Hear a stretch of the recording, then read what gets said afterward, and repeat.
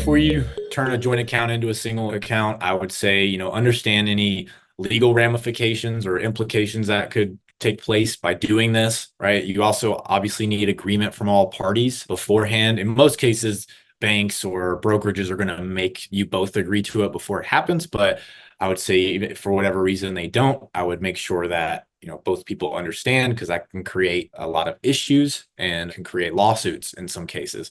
Another important point is to make sure any linked accounts that are either used to make payments or deposits are considered when you're doing this. And then if there's any debt obligations tied to those accounts, you really want to make sure that those are handled properly when you're going to convert jointly owned account to a singly owned account. Those are the big things that I'd say to consider when you're talking about switching.